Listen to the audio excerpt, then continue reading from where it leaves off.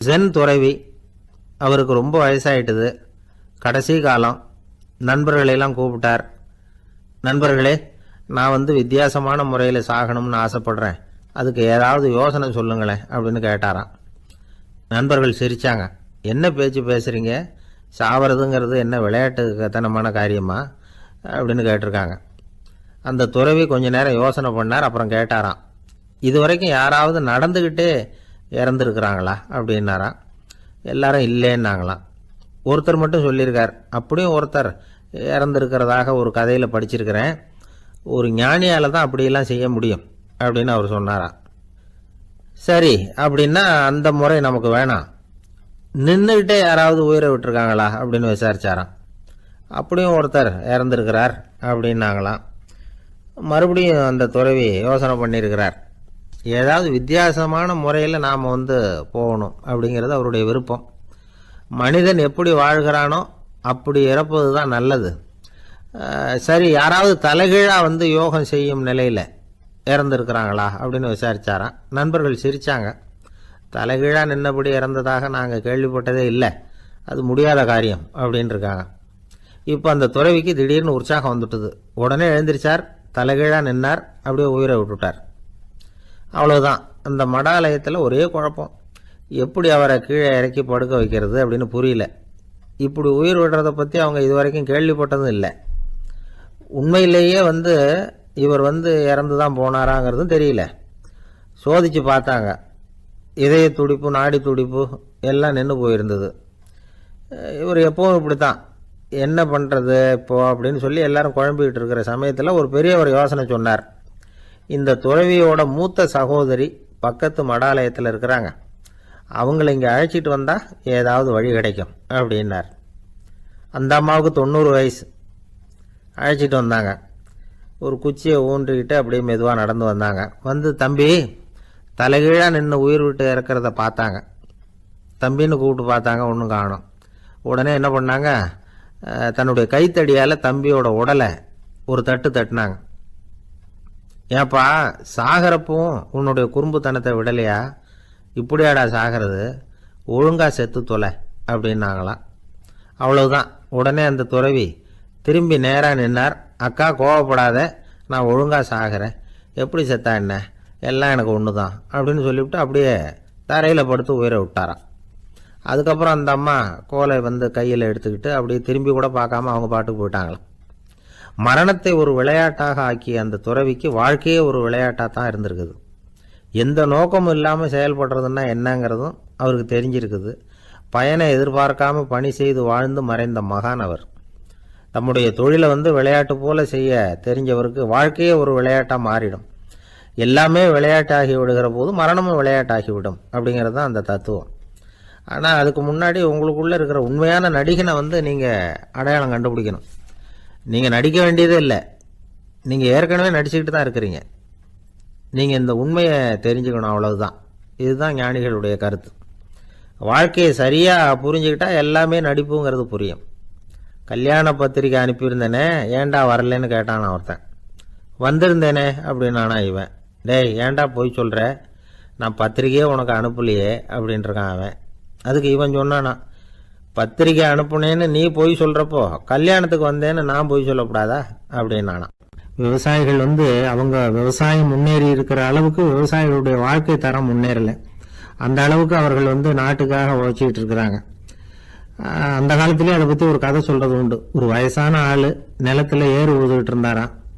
கிழிஞ்சு போன ஒரு சின்ன துண்டை தான் இடுப்பில் கட்டியிருந்தாராம். தலையில் ஒரு கந்தலை சுற்றி இருந்தார். உடம்பு பூரா சேரு, ரொம்ப ஏழை. ஏறு ஓட்டிகிட்டு இருக்கிறவர் வேற எப்படி இருப்பார்? இருந்தாலும் அந்த ஆள் ரொம்ப ஜாலியாக பாட்டு பாடிக்கிட்டே ஏறு ஊதுகிட்டு இருந்தாராம். உடம்புல தான் அவர் ஏழையை தவிர மனசில் ஒரு ஏழையா தெரியல. அந்த சமயத்தில் அந்த நாட்டு ராஜா அந்த பக்கமாக குதிரை மேலே வந்தாராம். வேட்டைக்கு போயிட்டு பரிவாரங்களோடு திரும்பி வந்துகிட்டு இருக்கிறார். ரொம்ப செல்வ செழிப்பில் இருக்கிற ராஜா அவர். அவரு இந்த வயசான விவசாயியை பார்த்துருக்கார். இந்த ஆள் ரொம்பவும் ஏழைங்கிறது அவர் பார்த்தாவே பளிச்சுன்னு தெரியுது. கட்டிக்கிறதுக்கு நல்ல துணி இல்லை, உடம்போ இழைச்சி போயிருக்குது, வயிறு முதுகில் போய் ஒட்டிகிட்டு இருக்கு, கண்ணு குழி விழுந்து போயிருக்குது. ஆனாலும் முகத்தை பார்த்தா சந்தோஷமா இருக்கிற மாதிரி இருக்கு. இவ்வளவு உற்சாகமா பாடிட்டு இருக்கிறாரே, அப்படின்னு ஆச்சரியமாக நினச்சி பார்த்தார் அந்த ராஜா. சரி, அவர்கிட்ட கொஞ்சம் பேச்சு கொடுத்து பார்க்கலாம் அப்படின்னு முடிவு பண்ணார். ஐயா பெரியவரே, இப்படி கொஞ்சம் வர முடியுமான்னாராம். பொழுது போகிறதுக்குள்ளே நான் இந்த வயல் பூரா உழவு ஓட்டி ஆகணும், அதனால் பேசுறதுக்கு நேரம் இல்லை அப்படின்னாராம் அந்த பெரியவர். என்ன அவ்வளவு அவசரமா? மீதி இருந்தால் நாளைக்கு உழுதக்கூடாதா? அது சரி, உனக்கு எத்தனை ஏக்கர் நிலம் இருக்குது அப்படின்னு விசாரிச்சிருக்கார் ராஜா. எனக்குன்னு சொந்தமாக உள்ளங்கை அளவு கூட நிலம் கிடையாது. இது எங்கள் முதலாளியோட நிலம். இதை பூராவும் உழுது முடிச்சாதான் அவர் கூலி கொடுப்பார். நான் கூலிக்கு உழுதுகிட்டு இருக்கிறேன். உங்ககிட்ட பேசிக்கிட்டு இருந்தா அவருக்கு துரோகம் பண்ணது மாதிரி ஆயிடும் அப்படின்னாராம். ராஜா குதிரையை விட்டு கீழே இறங்கினார். வரப்புல நடந்து அந்த பெரியவர்கிட்டயே போனாராம். சரி, ஒரு நாள் பூரா உழுதான் உனக்கு எவ்வளவு கூலின்னு கேட்டிருக்கார். 8 அணா கூலி கிடைக்கும்னாராம் அவர். இது ரொம்ப காலத்துக்கு முன்னாடி நடந்த ஒரு சம்பவங்கிறதுனால அப்போ 8 அணா கூலிங்கிறது ரொம்ப பெருசு. இருந்தாலும் அதுவும் அந்த ராஜாவுக்கு பெரிய கூலியா தெரியல. இவ்வளவு தானா, இதை வச்சுக்கிட்டு நீ எப்படி காலம் தள்ளுற அப்படின்னாராம். ஒன்றும் கவலை இல்லை அப்படின்னாராம் அவரு. ராஜாவுக்கு ரொம்ப ஆச்சரியமா போச்சு. 8 அணா கூலி வாங்குற இந்த ஆளு கவலை இல்லாம இருக்கிறார், ஏராளமான வசதியோட இருக்கிறன்னா கவலை இல்லாம வாழ முடியலையே அப்படின்னு நினைச்சு பார்த்திருக்கார். அது சரி, 8 அணாவில் எப்படி குடும்பம் நடத்துற அப்படின்னு கேட்டாராம். எனக்கு கிடைக்கிற 8 அணாவில் 2 அணா குடும்பத்துக்கு செலவழிக்கிறேன், 2 அணா பழைய கடனுக்கு கொடுக்குறேன், 2 அணா தர்மம் செய்யறேன், 2 அணா வட்டிக்கு கொடுக்குறேன், ஒரு குறையும் இல்லைன்னாராம். ராஜாவுக்கு ஒன்றும் புரியல. எனக்கு ஒன்றும் புரியலேன்னு இருக்காரு. ஐயா, எனக்கும் என் மனைவிக்கும் 2 அணா செலவாகுது. வயசான அம்மா அப்பா இருக்கிறாங்க, சின்ன வயசுல என்னை காப்பாத்தினவங்க அவங்க. அந்த கடனுக்கு 2 அணா செலவாகுது, அது பழைய கடன். என் தங்கச்சி ஒருத்தி ஆதரவு இல்லாத நிலைமையில தன்னுடைய மகனோட என் வீட்டில் இருக்கிறா. அவளுக்கும் அவள் மகனுக்கும் 2 அணா செலவு பண்றேன், அது தர்மம். எனக்கு 2 பிள்ளைங்க இருக்கிறாங்க, அவங்களுக்கு 2 அணா செலவு பண்றேன், அது வட்டிக்கு கொடுக்கறது மாதிரி. பிற்காலத்துல அவங்க எங்களை காப்பாத்துவாங்க. அந்த வகையில நான் திருப்தியோட வாழ்ந்துகிட்டு இருக்கிறேன் அப்படின்னாராம். ராஜாவுக்கு அர்த்தம் புரிய ஆரம்பிச்சுதான். அந்த பெரிய நிலத்தை விலை கொடுத்து வாங்கி அந்த பெரியவருக்கே தானமா கொடுத்துட்டாராம். இப்போ ஊழவருக்கே நிலம் சொந்தமாயிட்டுது. அன்னையிலிருந்து அரசனுக்கும் ஆறுதல் கிடைச்சுதான். இப்படி ஒரு கதை சொல்லுவாங்க. 8 அணா வருமானத்தை வச்சுக்கிட்டு எப்படி காலத்தை தள்ளுறதுன்னு சொல்றதுக்காக இந்த கதையை சொல்றதாக யாரும் தப்பா நினைச்சுக்க கூடாது.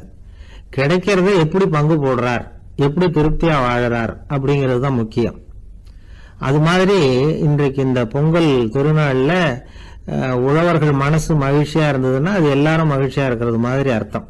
அதனால அவர்கள்ட்ட இருந்து நாம பாடம் கத்துக்கணும். சில உழவர்கள் தங்கள் நிலத்துல விளையறத தாங்கள் சாப்பிட மாட்டாங்க, அடுத்தவங்கள்ட்ட வித்துட்டு சந்தையில போய் வேற அரிசி வாங்கிட்டு வந்துதான் இவங்க சாப்பிடுவாங்க. அப்படிப்பட்ட விவசாயிகள்லாம் இது உண்டு. பங்கிடுகிற பண்பை உழவர்கள்ட்ட இருந்து கற்றுக்கொள்ளுங்கள் அப்படிமாங்க. ஒரு ஆள் நிம்மதியா மகிழ்ச்சியா இருந்தானா, உங்க நிம்மதிக்கும் மகிழ்ச்சிக்கும் என்ன காரணம்னு கேட்டிருக்காரு இன்னொருத்தர். என்கிட்ட இருந்தது பூராவையும் என் பிள்ளைங்களுக்கு சமமா பங்கு போட்டு கொடுத்துட்டேன், எனக்குன்னு எதுவுமே வச்சுக்கல, அதுதான் நிம்மதிக்கு காரணம்னு இருக்கான். உங்ககிட்ட இருந்தது எவ்வளவு இருந்தது அப்படின்னு கேட்டிருக்காரு அவரு. மொத்தமா ஒரு 50,000 ரூபாய் இருக்கும் அப்படின்னு இருக்கான். அவ்வளவும் பணமாவே இருந்ததா அப்படின்னு கேட்டிருக்காங்க இவங்க. இல்லைங்க, அவ்வளவும் கடன், அதை தான் பிரிச்சு கொடுத்துருக்கேன் பிள்ளைங்க கிட்ட அப்படின்னு நானா. அவன் நம்பிக்கை இல்லைன்னா இந்த உலகத்துல நாம நடமாடவே முடியாது. அவநம்பிக்கையோடு இருந்துகிட்டு இருந்தா என்னைக்கும் அவஸ்தை தான். நாம நம்புறது நடக்குதோ இல்லையோ அது வேற விஷயம். ஆனா எதையும் நம்பி தான் நாம அடி வைக்க வேண்டியிருக்கு. வேற ஒன்றும் வேணாம், ஒரு லாட்ரி சீட்டு வாங்குறோம், அது எங்க நமக்கு விழப்போகுது அப்படிங்கிற அவநம்பிக்கையோடவா வாங்குறோம். பரிசு நமக்கு தான் அப்படிங்கிற நம்பிக்கை உள்ளூர இருக்கிறதுனால தான் அதை வாங்குறோம். இருந்தாலும் முடிவு வேற மாதிரி ஆயிடுது. அதுக்காக மனசு சோர்ந்து போறதில்ல, அடுத்த மாசமும் சீட்டு வாங்குறோம். இந்த நம்பிக்கை தான் மனித வாழ்க்கைக்கு ஆதாரம். ஒரு கடையில் போய் டீ சாப்பிட்றீங்க, அந்த டீ நல்ல டீ தானா, அதில் விஷம் கலந்துருக்குமா அப்படிங்கிற சந்தேகம் வந்துட்டுதுன்னு வச்சுங்க. அதுக்கப்புறம் அதை எப்படி நீங்கள் சாப்பிட முடியும்? நம்பி தான் சாப்பிட்ணும். ரயில் ஒழுங்காக போய் சேருங்கிற நம்பிக்கை இருக்கிறதுனால தான் அதில் ஏறி உட்காடுறோம். லெட்டர் ஒழுங்காக போய் சேருங்கிற நம்பிக்கை இருக்கிறதுனால தான் பெட்டியில் போடுறோம். சரி, நம்ம கதையெல்லாம் நம்மளோட இருக்கட்டும். மனித நம்பிக்கை எந்த அளவுக்கு உறுதியாகவும் அறிவுபூர்வமாகவும் இருக்கணுங்கிறதுக்கு அலெக்சாண்டர் வாழ்க்கையில் நடந்த ஒரு சம்பவத்தை உதாரணமாக சொல்லலாம். இந்த உலகத்தையே ஜெயிக்கணும்னு புறப்பட்டார் அலெக்சாண்டர். ஒரு கட்டத்தில் அவர் சிட்னஸ் நதி கரைக்கு சேர்ந்தார். அந்த சமயத்தில் அவருக்கு கடுமையான நோய் வந்துட்டுது. அவர் கூடவே வந்திருந்த கிரேக்க வைத்தியர்கள் என்னென்னமோ முயற்சியெல்லாம் பண்ணி பார்த்தாங்க. இருந்தாலும் அலெக்சாண்டருக்கு வந்திருக்கிறது என்ன நோய்ங்கிறத அவங்களால கண்டுபிடிக்க முடியல. ஏன்னா அந்த பகுதியில் உள்ளவங்களுக்கு மட்டுமே அதிகமாக வரக்கூடிய ஒரு வினோதமான நோயாக இருந்தது அது. ஆனால் அவர் இருக்கிற இடம் எதிரியோட இடம், பாரசீக மன்னனோட ஆளுகைக்கு உட்பட்ட இடம். என்ன பண்ணுறது அப்படின்னு எல்லாரும் யோசனை பண்ணாங்க. பாரசீக மன்னனோட அரண்மனையில் இருக்கிற வைத்தியர் வந்தால் இந்த நோயை குணப்படுத்தி விடுவார் அப்படின்னு சொன்னாங்க. இருந்தாலும் எதிரியோட நாட்டில் இருக்கிற வைத்தியரை கூப்பிட்டு எப்படி நம்பி வைத்தியம் பார்க்க சொல்கிறது அப்படின்னு சொல்லி எல்லாரும் தயங்கினாங்க. ஆனால் அலெக்சாண்டர் தயங்கலை. பரவாயில்ல, அழைச்சிட்டு வாங்கன்னு விட்டார். உடனே அவரை போய் அழைச்சிட்டு வந்துட்டாங்க. அவர் வந்தார். அலெக்சாண்டர் உடம்பை பரிசோதனை பண்ணி பார்த்தார். சரி, இதை குணப்படுத்தி விடலாம், பயப்பட வேண்டியதில்லை. ஆனால் இதுக்கு ஒரு மூலிகை ரசம் தயார் பண்ணி கொடுக்கணும். நான் போய் அதை தயார் பண்ணிவிட்டு 2 நாளில் திரும்பி வந்துடுறேன் அப்படின்னு சொல்லிவிட்டு போனார் அந்த வைத்தியர். அதே மாதிரி 2 நாளில் திரும்பி வந்தார் மூலிகை ரசத்தோட. இதுக்கு இடையில் அலெக்சாண்டரோட தளபதிகளில் ஒருத்தர் ரகசியமாக ஒரு எச்சரிக்கை கடிதம் கொடுத்து அனுப்பியிருக்கிறான்.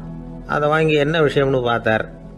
இப்போ உங்ககிட்ட வந்திருக்கிற எதிரி நாட்டு வைத்தியரை நம்பாதீங்க, அவன் கொண்டுகிட்டு வந்திருக்கிற மூலிகை ரசத்தில் விஷம் கலந்துருக்குது அப்படின்னு அதில் எழுதியிருக்கு. அதை பார்த்தார் அலெக்சாண்டர். இருந்தாலும் கொஞ்சம் கூட அலட்டிக்கல. வைத்தியர் கொடுத்த மருந்தை வாங்கி கடகடன்னு குடிச்சுட்டு அதுக்கப்புறம் அந்த கடிதத்தில் இருந்த விஷயத்தை அந்த வைத்தியர்கிட்ட சொன்னார். வைத்தியர் திகைச்சு போயிட்டார். தன் மேலே அலெக்சாண்டர் வச்சிருக்கிற நம்பிக்கையை பார்த்து அவருக்கு ரொம்ப வியப்பு. வைத்தியர் உண்மையிலேயே நல்ல மருந்து தான் கொண்டுகிட்டு கொடுத்துருக்கிறார், அதில் விஷம்லாம் எதுவும் கலக்கலை. அதுக்கப்புறம் அலெக்சாண்டர் அந்த வைத்தியரை பார்த்து சொன்னாராம், நம்பிக்கைங்கிற அச்சாணியை ஆதாரமாக வச்சுக்கிட்டு தான் இந்த உலகம் சுற்றிக்கிட்டு இருக்குது. எனக்கு எதிரியாக இருந்தாலும் பாரசீக மன்னர் ரொம்ப பெரியவர். அப்பேற்பட்ட மன்னருடைய அரண்மனை வைத்தியர் தொழில் நேர்மை இல்லாதவராக இருக்க மாட்டார். அப்படி இருந்தால் அவரை அரண்மனை வைத்தியராக வச்சிருக்கவே மாட்டாங்க அப்படின்னு நம்பினேன். என்னுடைய நம்பிக்கை வீண் போகலை அப்படின்னாராம். இதுதான் மானுட நம்பிக்கைங்கிறது. இந்த காலத்துலேயும் இது மாதிரி இந்த மானுட நம்பிக்கையை ரொம்பவும் சாமர்த்தியமாக கையாளுகிற கெட்டிக்காரங்க சில பேர் இருக்கிறாங்க. ஒரு இந்த காலத்து குரு, அவருக்கு ஒரு சிஷ்யன். குரு முன்னாடி அந்த சிஷ்யன் ரொம்ப பணிவாக நின்று, குருவே, உங்கள் கையால் விஷத்தை கொடுத்தாலும் அதை வாங்கி மடமடன்னு குடிச்சிருவேன் அப்படின்னா. உன்னுடைய குரு பக்தியை மெச்சினேன் அப்படின்னார் குரு. அதுக்கு அந்த சிஷ்யன், அப்படி இல்லை குருவே, உங்ககிட்ட சிஷ்யனாக இருக்கிறத விட உங்கள் கையால் விஷத்தை வாங்கி குடிச்சு விடுறது ரொம்ப நல்லது, அதனால தான் அப்படி சொன்னேன் அப்படின்னா. ரொம்ப நாளைக்கு முன்னாடி ஒரு நாள் கோவலன் நாடகம் நடந்தது. எங்கள் மதுரையில் நடந்தது. அதில் ஒரு முக்கியமான கட்டம். கண்ணகி கிட்ட சிலம்பை வாங்கிக்கிட்டு அதை விற்கிறதுக்காக மதுரை நகருக்கு புறப்படுறான் கோவலன். அந்த சமயத்தில் கண்ணகி பாடுற மாதிரி ஒரு நாடக பாடல், நாடக ஆசிரியர் எழுதினது. அது என்ன பாட்டுன்னா, மா பாவியோர் கூடி வாழும் மதுரைக்கு மன்னா போகாதீர் என்று அப்படின்னு ஆரம்பிக்கும் அந்த பாட்டு. இதுதான் அந்த பாட்டு. இதை கண்ணகி மேடையில் பாடின உடனே கூட்டத்தில் சலசலப்பு. நம்ம ஊர்லேயே நமக்கு முன்னாடியே நின்றுக்கிட்டு மா பாவியோர் கூடி வாழும் மதுரை அப்படின்னு சொல்கிறாங்களே, என்ன தைரியம் அப்படின்னு எல்லாம் குழப்பம் பண்ண ஆரம்பிச்சிட்டாங்க. மக்கள் சத்தம் போட ஆரம்பிச்சிட்டாங்க. எதிர்ப்பு குரல் அது பாட்டுக்கு வர வர அதிகமாக போட்டுது. கொண்டுக்கிட்டு வா அந்த நாடக ஆசிரியரை, எழுதுனது யார் அப்படின்னு ஒரே சத்தம், கூச்சல். வேறு வழி இல்லை. மெதுவாக மேடைக்கு வந்தார் அந்த நாடக ஆசிரியர். 4 பக்கத்திலிருந்தும் கேள்வி கணைகள்.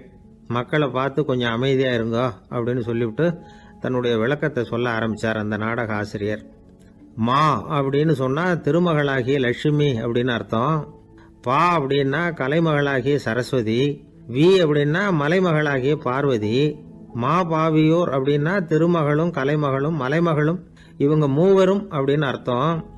இந்த 3 பேரும் வாழ்கின்ற மதுரை புனிதம் நிறைந்தது, சகல செல்வங்களும் நிறைஞ்சது. அப்படிப்பட்ட ஊரில் நான் அணிந்து கொள்ளும் இந்த சாதாரண சிலம்பை யார் வாங்கிக்குவாங்க அப்படிங்கிற எண்ணத்தோடு தான் கண்ணகி அப்படி சொல்கிறா. அதை நினச்சி தான் நான் எழுதினேன்.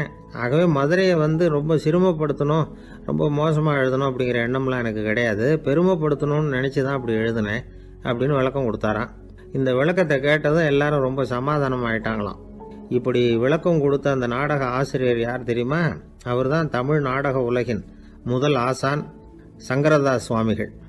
அவருக்கு நகைச்சுவை உணர்வும் அதிகம். 1920ஆம் ஆண்டு திருநெல்வேலியில் அவர் தங்கியிருக்கிறார் நாடகம் நடத்துறதுக்காக. அவர் தங்கியிருந்த வீட்டில் கொசு மூட்டைப்பூச்சி அதிகமாக இருந்திருக்கு. அவரால் தூங்கவே முடியல.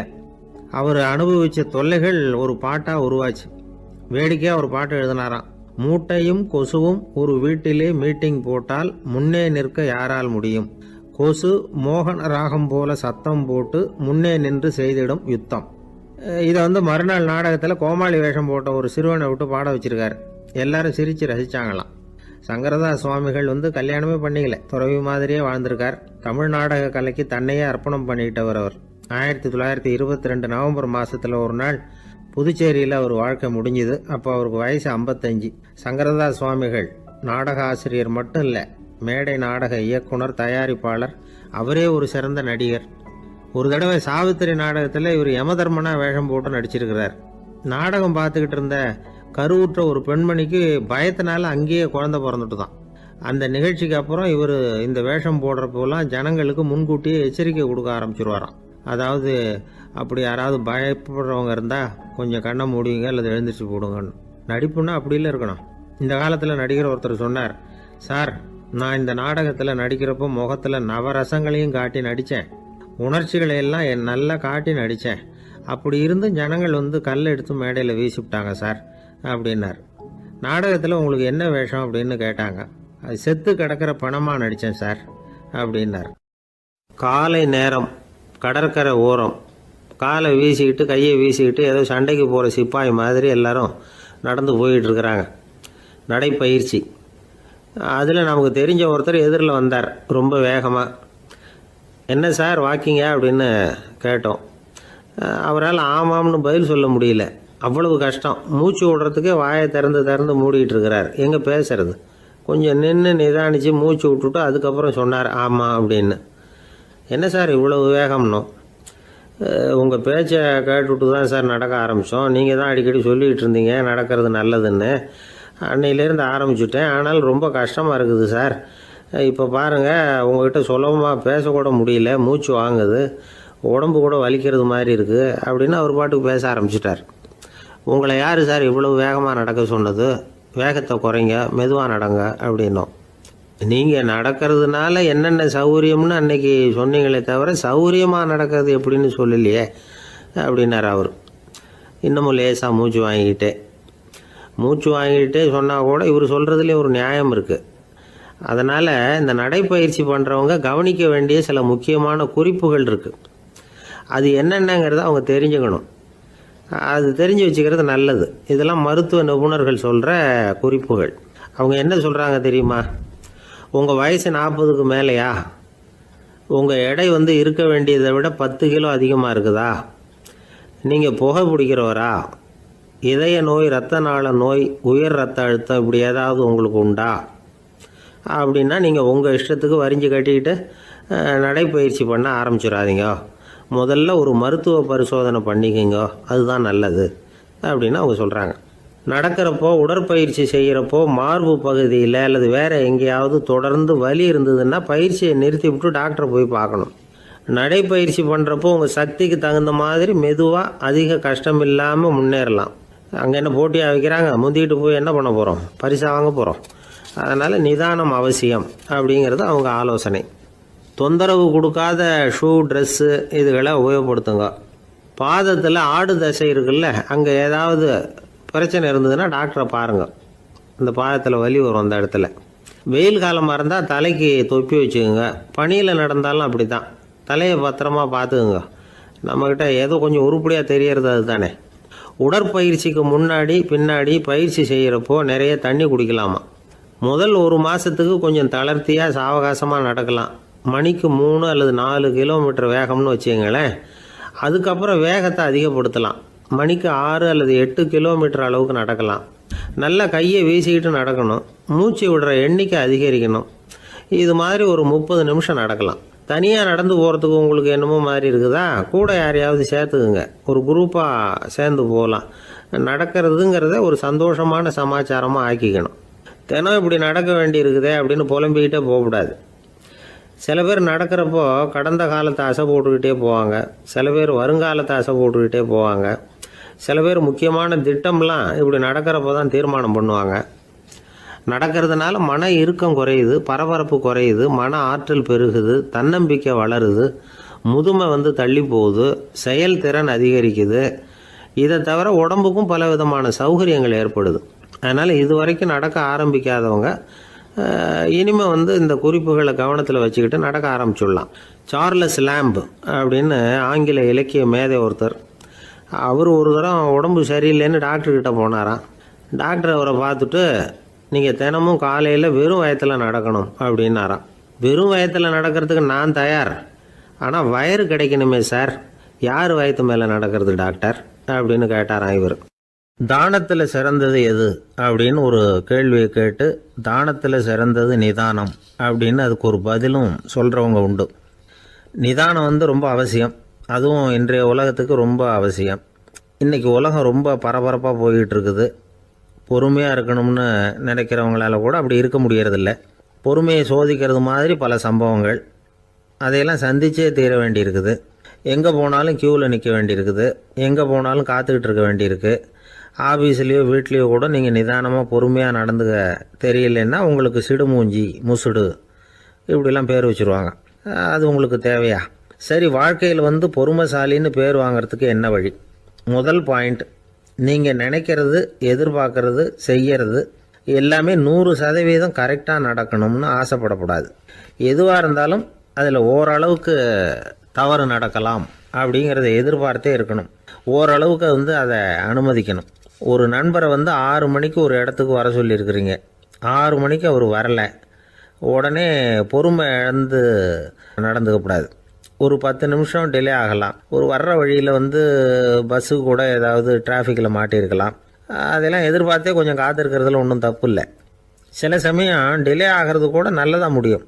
ஒரு பஸ்ஸை தவற விட்டுட்டு, ஐயோ கொஞ்சம் ஒரு 2 நிமிஷம் முன்னாடி வந்திருந்தா பிடிச்சிருக்கலாமே அப்படின்னு தவிச்சிக்கிட்டு இருப்பாங்க சில பேர். அடுத்தபடியாக வர்ற பஸ்ஸு நேரடியாக நீங்கள் போக வேண்டிய இடத்துக்கே கொண்டு போய் விடுற பஸ்ஸாக கூட இருக்கலாம். அது உங்களுக்கு முன்னாடி தெரியாதுல்ல. சில நெருக்கடியான சூழ்நிலைகளை வந்து தமாஷா எடுத்துக்கிறதுக்கு பழகிக்கணும். சில இடங்களுக்கு போகிறப்ப காத்திருக்கிறதுக்கு நம்ம மனசை தயார்படுத்திக்கிட்டே போகணும். ஒரு ரயிலுக்கோ பஸ்ஸுக்கோ அல்லது விமானத்துக்கோ கப்பல் பிரயாணத்துக்கோ போகிறப்போ அங்கே போய் நீங்கள் மணிக்கணக்கில் கூட காத்துக்கிட்டு தான் இருக்கணும். புறப்படுற நேரம் கூட மாறலாம். நீங்கள் போய் சேர்ந்ததும் அது உடனே புறப்படணும்னு கட்டாயமாக என்ன? அது மாதிரி சமயத்தில் படிக்கிறதுக்குன்னு சில சுவாரஸ்யமான புத்தகங்களையும் கையில் எடுத்துக்கலாம். உங்களை சுற்றி எவ்வளவோ சுவாரஸ்யமான சம்பவங்கள் நடந்துக்கிட்டு இருக்குதுல்ல, அதையெல்லாம் வேடிக்கை பாருங்கள். எதுக்காக காத்துக்கிட்டு இருக்கிறோமோ அந்த காரியத்தில் உண்மையாகவே நமக்கு ஒரு அக்கறை இருந்தால் நமக்கு போர் அடிக்காது. சில கோயில்களில் பார்த்துருப்பீங்க, தரிசனத்துக்காக பக்தர்கள் நாள் கணக்கில் காத்துக்கிட்டு இருப்பாங்க. அவங்களெலாம் அழுத்துக்கிறது இல்லை. ஆண்டவனை தரிசிக்கணுங்கிற உண்மையான அக்கறை இருக்கிறதுனால அவங்களுக்கு போர் அடிக்கிறது இல்லை. ஆனால் சில சினிமா தியேட்டரில் கூட பார்க்கலாமே, சினிமா கியூ கூட அப்படி தான். சாயந்தரம் 6 மணி ஆட்டத்துக்கு காலம்பரம் 6 மணிக்கே போய் கூட காத்துக்கிட்டு இருப்பாங்க. அவங்களுக்கெல்லாம் போர் அடிக்காது, படம் பார்க்குற ஆர்வம். இன்னொரு முக்கியமான விஷயத்தை நாம் பழக்கப்படுத்திக்கணும். லிவ் ஃபார் தி மூமெண்ட் அப்படிங்கிறாங்க நிபுணர்கள். ரொம்ப பேர் எப்படின்னா அடுத்தபடியாக நடக்க போகிற விஷயத்திலேயே கவனமாக இருப்பாங்க. அந்த நினைப்புலேயே இந்த நிமிஷத்தை பொறுமை இல்லாமல் கழிப்பாங்க. ஒருத்தர் இருக்கார், அவர் எப்படின்னா ஆஃபீஸ் முடியறதுக்குள்ளேயே சார் 5 மணிக்கெல்லாம் ரெடியாக இருங்க, நாம் அந்த ஹோட்டலில் போய் டிஃபன் சாப்பிட்ணும் அப்படின்னு 4 மணிலேருந்து சொல்லிகிட்டு இருப்பார். 4:55 பரபரப்பாக ஓடி வருவார். 2 பேரும் புறப்படுவோம், ஹோட்டலுக்கு போவோம், சாப்பிட்டுக்கிட்டு இருப்போம். அப்படி சாப்பிட்டுட்டு இருக்கிறப்ப சார் சாப்பிட்டு முடித்ததும் நேராக ஒரு ஜவுளி கடைக்கு போகிறோம் அப்படிம்பார். பரபரக்க சாப்பிட்டு முடிப்பார், புறப்படுவார். ஜவுளி கடையில் அவசரமாக சீக்கிரம் பில் போடுங்க சார், சினிமாவுக்கு நேரம் ஆகிடும்பார். சினிமா தியேட்டரில் உட்காந்து அடுத்தபடியாக எங்கே டின்னர் சாப்பிட்றதுன்னு யோசனை பண்ணிகிட்டு இருப்பார். ராத்திரி படுக்கையில் விழுந்ததுக்கு அப்புறமும் நாளைக்கு காலையில் எழுந்திரிச்சதும் அதை பண்ணணும் இதை பண்ணணும்னு திட்டம் போட்டுக்கிட்டே இருப்பார். அதாவது எப்போவும் அடுத்த நிமிஷம், அடுத்த நாள், அடுத்த வாரம், அடுத்த வருஷம், இதுதான் அவங்க சிந்தனை. இந்த நிமிஷம் என்ஜாய்மெண்ட்டை அவங்க வந்து இழந்துடுறாங்களாம். அதனால தான் வாழ்நாள் பூரா பொறுமையின்மை, அவஸ்தை, அல்லல். அதனால் நாம் எல்லாரும் வாழ்க்கையில் நிதானமாக இருக்கிறதுக்கு கற்றுக்கணுமா. அதுக்காக இந்த நிதானத்துக்கு வேறு விதமான அர்த்தம் பண்ணிக்கக்கூடாது. ஒருத்தர் அப்படித்தான் ஒரு தடவை அவருடைய குதிரை காணாமல் போயிட்டு தான். அதுக்காக அவர் கவலைப்படலை, நிம்மதியாக இருந்தார், சந்தோஷமாக இருந்தார். என்ன சார் இது, உங்கள் குதிரை திருட்டு போயிட்டுதுங்கிறீங்க, நீங்கள் கவலைப்படாமல் இருக்கிறீங்களே அப்படின்னு கேட்டாங்களாம். அதுக்கு அவர் சொல்லியிருக்கார், நல்ல வேலை சார், கட்டியிருந்த குதிரை காணாமல் போயிருக்குது. நான் அது மேலே உட்காந்துருக்கிற சமயம் அது காணாமல் போயிருந்ததுன்னா, திருட்டு போயிருந்ததுன்னா நானும் சேர்ந்தில் காணாமல் போயிருப்பேன் அப்படின்னாராம். எவ்வளவு நிதானமான ஆள் பாருங்க. ஒரு ஊரில் ஒரு மன்னர் இருந்தார். ஒரு நாள் அவருடைய அரசவைக்கு ஒரு ஓவியன் வந்தான். அவன் சீனா தேசத்திலிருந்து வந்தவன், தாவோ சிந்தனையாளன். அவன் அங்கே வந்து மன்னர் முன்னாடி நிற்கிறான். யாரும் செய்ய முடியாத ஒரு காரியத்தை என்னால் செய்ய முடியும்னா. இவன் இப்படி சொன்னதை கேட்டதும் ஏற்கனவே அங்கே இருந்த அரசவை ஓவியன் ஒருத்தனுக்கு கோபம் வந்துட்டுது. இதோ பாரு, இப்படிலாம் பேசக்கூடாது, நான் வேணும்னா உன்னுடைய சவாலை ஏற்றுக்கிறேன் அப்படின்னா. நாம் 2 பேரும் ஓவியம் தீட்டுவோம், அதை பார்த்துட்டு நம்ம 2 பேரில் யார் சிறந்த ஓவியன் அப்படிங்கிறத மன்னரே தீர்மானம் செய்யட்டும், என்ன சொல்கிற அப்படின்னு கேட்டான் அவன். அவனும் சரின்னு ஒத்துக்கிட்டான். போட்டி ஆரம்பமாச்சு. அரசர் அவங்களுக்கு 2 சுவர்களை ஒதுக்கி கொடுத்தார். 6 மாத காலம் அவகாசம் கொடுத்தார். 2 ஓவியர்களும் அவங்கவுங்க வேலையை ஆரம்பித்தாங்க. இரவு பகலாக வேலை செய்ய ஆரம்பிச்சுட்டாங்க. 6 மாதம் முடிஞ்சது. அரசர் வந்து பார்த்தார். முதல்ல தன்னுடைய அரசவை ஓவியர் தீட்டியிருந்த ஓவியத்தை பார்த்தார். ரொம்ப பிரமாதமாக இருந்தது, பாராட்டினார். இதோ பாரு, உன்னுடைய ஓவியம் அற்புதமாக இருக்குது, உயிரோட்டம் உள்ளதாக இருக்குது, கலையின் உச்சமே இதுதான், இதை விட சிறந்த ஒரு ஓவியத்தை வேற யாராலையும் படைக்க முடியாது அப்படின்னார். அதுக்கப்புறம் அந்த சீன ஓவியன்கிட்ட போனார். எங்கே உன்னுடைய ஓவியம்னு கேட்டார். திரைச்சீலையை விலக்கி விட்டு பாருங்கன்னா. மன்னர் வந்து அந்த திரைச்சீலையை விளக்குனார். உள்ளே வந்து ஓவியம் இருக்க வேண்டிய இடம் கண்ணாடி மாதிரி தெரிஞ்சுது. அவன் அந்த 6 மாத காலமாக அந்த சுவரை வந்து தேய்ச்சி தேய்ச்சி கண்ணாடி மாதிரி ஆக்கி வச்சிருக்கிறான். அதுக்கு நேராக எதிர் சுவரில் அரசவை ஓவியன் தீட்டின ஓவியம் இருக்குது. அது எதிரில் இருந்த இந்த கண்ணாடியில் பட்டு பிரதிபலிக்குது. மன்னர் யோசனை பண்ண ஆரம்பித்தார். அப்புறம் அந்த சீன ஓவியனை பார்த்து கேட்டார். இதை பாரு, நீ என்னுடைய ஆளை வந்து தோற்கடிச்சுட்ட அப்படிங்கிறதுல சந்தேகம் இல்லை, ஆனாலும் எங்களை ஏமாத்தி இருக்கிற, எந்த ஓவியமும் நீ வரையிலையே அப்படின்னார். அரசே, இதுதான் உண்மையான ஓவியம், உயிருள்ள ஓவியம். இது வந்து மனோபாவங்களை பிரதிபலிக்கும், மாறுகின்ற காலங்களை அப்படியே காட்டும் அப்படின்னா அந்த சீன ஓவியன். கையால் வரைகிற ஓவியங்களில் சலனம் இல்லை, கண்ணாடி அப்படி கிடையாது, சக்தியின் ஓட்டம் அதில் எப்பவும் இருந்துக்கிட்டே இருக்கும். கண்ணாடி மட்டுமே ஜீவன் உள்ள ஓவியமாக இருக்க முடியுங்கிறத அந்த சீன ஓவியன் தெரிஞ்சு வச்சிருந்தான். ஏன்னா அவன் ஒரு தாவோ சிந்தனையாளன். ஒவ்வொரு குழந்தையும் இந்த கண்ணாடியோட தான் பிறக்குது. ஆனால் நாம் என்ன செய்கிறோம்னா ஓவியங்களை கண்ணாடி மீது பதிப்பிச்சு விடுறோம். கண்ணாடி நம்மளை பிரதிபலிக்குது. நம்முடைய அழகோ அவலட்சணமோ கண்ணாடியை பாதிக்கிறது இல்லை. ஏன்னா அதுக்கு மனம் கிடையாது. கடந்து போன வினாடியை பற்றி அது சிந்திக்கிறது இல்லை. அடுத்த கணத்தை பற்றின எதிர்பார்ப்பும் அதுகிட்ட கிடையாது. அதுதான் பற்றற்ற நிலை. மனிதனுக்கு தேவைப்படுறது அதுதான். கண்ணாடி கிட்டே இருந்து நாம் வந்து கற்றுக்கொள்ள வேண்டிய பாடம் இது. வாழ்க்கையில் வந்து மனிதர்களை நேசிக்கலாம், உலகின் அழகையெல்லாம் பிரதிபலிக்கலாம், ஆனால் எதையும் பற்றி கொண்டு விடக்கூடாது அப்படிங்கிறது பெரியவர்கள் அறிவுரை. துயரம்ங்கிறது பற்றுக்களின் சாயை. கண்ணாடி முன்னாடி நிற்கிறப்போவெல்லாம் நமக்கு இந்த ஞாபகம் வரணுமா. ஒரு குடும்ப தலைவர் ஒரு நாள் காலையில் விடிஞ்சு எழுந்திரிச்சதும் சத்தம் போட்டார். யார் இந்த கருங்குரங்கு படத்தை என் ரூமில் கொண்டாந்து மாட்டி வச்சது அப்படின்னு கத்தினார். சமையல் கட்டிலிருந்து மனைவி பதில் சொன்னாங்க. தூக்க கலக்கத்தில் உளராதுங்க, நல்லா பாருங்க, அது படம் கிடையாது, முகம் பார்க்குற கண்ணாடி அப்படின்னாங்க. ஒரு குரு, இளம் சீடர்கள் எதிரில் உட்காந்துருக்கிறாங்க. குரு பாடம் நடத்திக்கிட்டு இருக்கிறார். சீடர்களுக்கு ஒரு ஆசை, அதாவது ஒரு முக்கியமான மந்திரத்தை நம்ம குருநாதர்கிட்ட இருந்து கற்றுக்கணும் அப்படிங்கிறது அவங்க ஆசை. அது என்ன மந்திரம்னா, இறந்தவரை உயிர்ப்பிக்கக்கூடிய புனித மந்திரம். அதாவது செத்தவங்களுக்கு மீண்டும் உயிர் உண்டாக்குகிற மந்திரம். குருவே, தயவு பண்ணி அந்த மந்திரத்தை எங்களுக்கு உபதேசிக்கணும் அப்படின்னு கேட்டாங்க. அது ரொம்ப ஆபத்தானது, அது என்னத்துக்கு உங்களுக்கு வேண்டாமேன்னாராம் குரு. எங்களுடைய நம்பிக்கை வந்து உறுதிப்படுறதுக்காகத்தான் கேட்குறோம், வேற ஒன்றும் இல்லை அப்படின்னாங்களாம் சீடர்கள். பக்குவப்படாத அறிவுங்கிறது ரொம்ப ஆபத்தானது அப்படின்னாராம் குரு. இது சீடர்களுக்கு புரியல.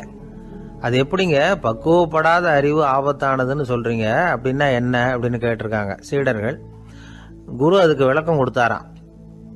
அந்த மந்திரத்தை எப்போ பயன்படுத்தணுங்கிறது முக்கியம். அதை அறியக்கூடிய ஞானம் ஏற்படுகிற வரைக்கும் அதை தெரிஞ்சுக்காம இருக்கிறது தான் நல்லது, இல்லைன்னா ஆபத்துன்னாராம். ஆனால் அந்த சீடர்கள் அதை கேட்குற மாதிரி இல்லை, ரொம்ப பிடிவாதம் பண்ண ஆரம்பிச்சுட்டாங்க. சரி வாங்க சொல்கிறேன்னார் குரு. எல்லாரும் வந்தாங்க. அந்த புனித மந்திரத்தை அவங்களுக்கு ரகசியமாக உபதேசம் பண்ணார். உபதேசம் பண்ணிவிட்டு அவங்களுக்கு எச்சரிக்கையும் கொடுத்தார். இந்த மந்திரத்தை நல்லா ஆராய்ஞ்சு பார்த்ததுக்கு அப்புறம் தான் உச்சரிக்கணும், அவசரப்பட்டு எதுவும் செஞ்சிடக்கூடாது அப்படின்னு ஒரு தடவைக்கு பல தடவை எச்சரிக்கை கொடுத்தார்.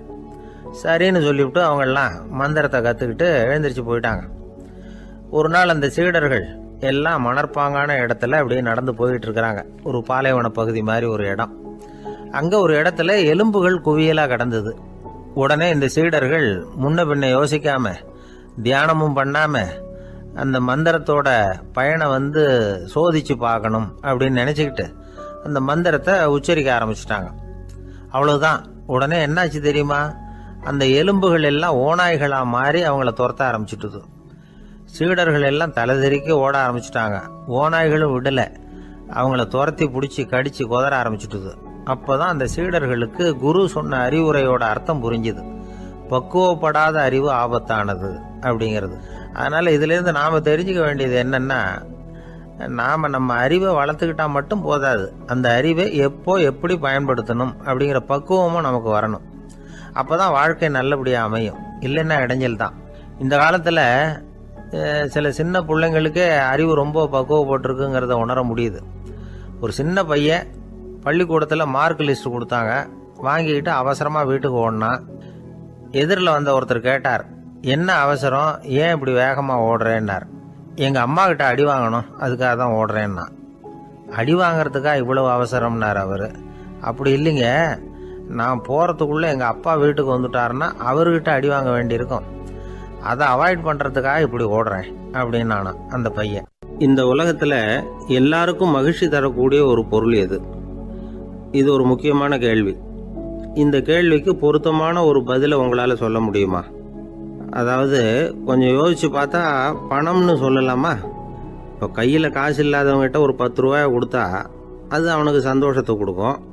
ஏற்கனவே வருமான வரி பிரச்சனையில் சிக்கி இருக்கிறவர்கிட்ட இன்னும் கொஞ்சம் பணம் இருந்தாங்கன்னு சொல்லி கொடுத்தோம்னா அது அவருக்கு சங்கடத்தை தான் கொடுக்கும். அதனால் அந்த கேள்விக்கு பணம்ங்கிறது பொருத்தமான பதிலாக இருக்க முடியாது. கேள்வி என்னன்னா, இந்த உலகத்தில் எல்லாருக்கும் மகிழ்ச்சி தரக்கூடிய ஒரு பொருள் எது? சரி, இனிப்புன்னு சொல்லலாமா? ஏன்னா எல்லாருக்கும் இனிக்க தானே செய்யும். அதுலேயும் ஒரு சிக்கல் இருக்குது. சர்க்கரை வியாதிக்காரங்களுக்கு அது என்ன சந்தோஷத்தையாக கொடுக்கும்? ஆக எல்லாருக்கும் வேறுபாடு எதுவும் இல்லாமல் மகிழ்ச்சியை கொடுக்கக்கூடியது வேற ஏதோ ஒன்று இருக்குது. அது என்னன்னு கண்டுபிடிக்கணும். அதுதான் இன்னைக்கு தகவல். இப்போ அதை கண்டுபிடிக்கணும்னா இந்த